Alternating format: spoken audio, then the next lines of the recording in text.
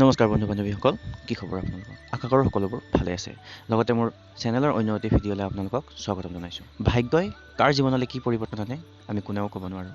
ৰাজপথত বেলুন বিক্ৰী কৰা ছোৱালীজনী ৰাতিটোৰ ভিতৰতে হৈ পৰিল বিশ্বৰ এক বৃহৎ তাৰকা। হয়, কিসবু হৈ পৰিল এতিয়া এক ছুপাৰহিট মডেল। কিসবু হৈ পৰিল এতিয়া এটা চিনাকি নাম।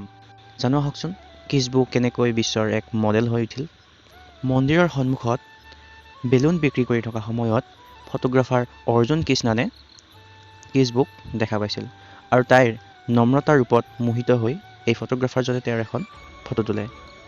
এই ফটোখনে ইনষ্টাগ্ৰামত খলকনি তোলাৰ লগে লগে ফটোগ্ৰাফাৰজনে কিসবুৰ আন কেইখনমান ফটো ইনষ্টাগ্ৰামত পোষ্ট কৰে আৰু লগে লগে কিশোৰীগৰাকী হৈ পৰিল বিশ্বৰ এক চেলিব্ৰিটি। আৰু আপুনি যদি মোৰ চেনেলত নতুনকৈ আহিছে তেনেহ'লে আপোনাক অনুগ্ৰহ কৰি কওঁ, চেনেলটো ছাবস্ক্ৰাইব কৰি কাষতে থকা বেল আইকনটো বজাই দিব।